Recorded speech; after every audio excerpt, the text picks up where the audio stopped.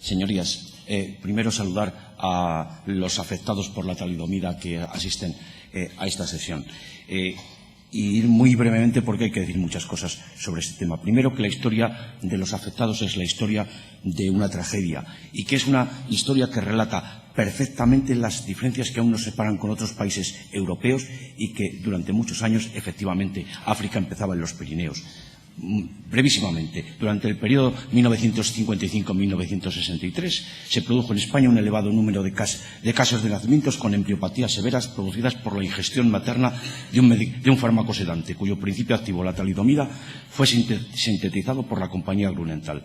Las lesiones producidas por dicho fármaco en los bebés reproducían un patrón muy característico y extremadamente infrecuente en otras embriopatías.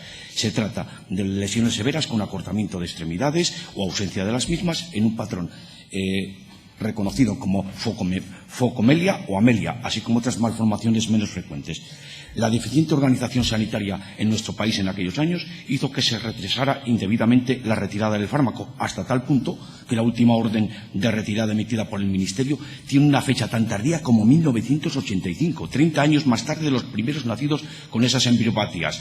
Los elementos más destacables de esta dramática historia son: en noviembre de 1961 se hace público que existe correlación entre la talidomida y las malformaciones. En diciembre de 1961 y 1962 varios de los países retiran la talidomida del mercado. Sin embargo, en España no se produce hasta 1969, sigue apareciendo en el Vademecum hasta 1975 y en 1985 todavía el Ministerio de Sanidad, con lo cual detectaba que todavía estaba circulando, decide o hace una nueva orden de retirada. Durante esos años los gobiernos europeos llegan, o por lo menos buena parte de ellos, llegan a un acuerdo con Grunenthal y los afectados para que reciban compensaciones. En España no.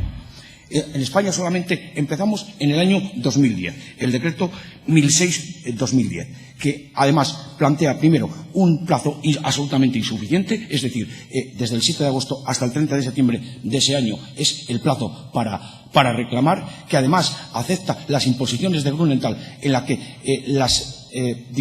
lo que había que justificar para poder tener las indemnizaciones era enormemente complejo. El resultado, 24 beneficiarios, 24. Esa es la cuestión que sucedió.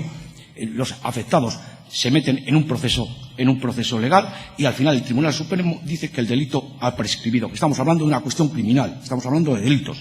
Ellos en estos momentos han acudido al Tribunal de Derechos Humanos y presentaron una nueva reclamación el día 6 de diciembre. Nuestra posición, lógicamente, no puede ser de otra forma, entre otras cosas, primero, porque en el pacto PP-Ciudadanos para la investidura del presidente Rajoy forma parte de las medidas. Segundo, porque durante dos legislaturas consecutivas hemos presentado una proposición no de ley que ha sido unánimemente aprobado por todos los grupos de la Cámara. Con respecto a esta proposición tenemos que afirmar, en primer lugar, que la primera parte, en la que se dedica a la Junta de Castilla y León, no hemos planteado ninguna enmienda, aunque sustancialmente creo que esa parte lo único que tiene un cierto valor es que apoyemos a los afectados para determinar la correlación y que sus malformaciones han sido ocasionadas por el uso de la talidomida. Asimismo, tiene importancia que les demos el apoyo y el asesoramiento técnico ante la batalla legal a la que no han renunciado. En cuanto al registro, tengo cierto escepticismo con respecto a la validez jurídica. Entre otras cosas porque creo que el registro es únicamente el eficaz, es el que se produzca a través de la reforma del 1310. En cuanto al punto 2, hemos planteado las enmiendas que recogen el acuerdo unánime del Congreso de los Diputados. No puedo acabar la intervención sin hablar de Grunenthal. Estamos hablando de una compañía que ha facturado más de 18.000 millones de euros en 2015, que ha utilizado todas las triquiñuelas posibles para no asumir ninguna responsabilidad. Y estamos hablando de personas que han visto trastocada su vida y que sobreviven en precarias condiciones por una conducta criminal de una farmacéutica. Esto es lo que hay que decir.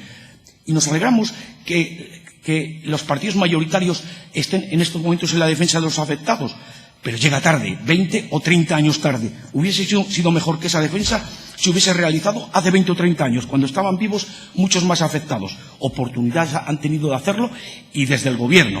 Y es un escándalo la actitud de Grünenthal, es un escándalo la actitud de nuestras autoridades. Creemos que es evidente la responsabilidad del Estado en este caso y que es de justicia reconocer el daño causado e indemnizarlo debidamente, así como solicitar formalmente a Grünenthal que asuma la necesidad de colaborar en la reparación del daño causado. Muchas gracias.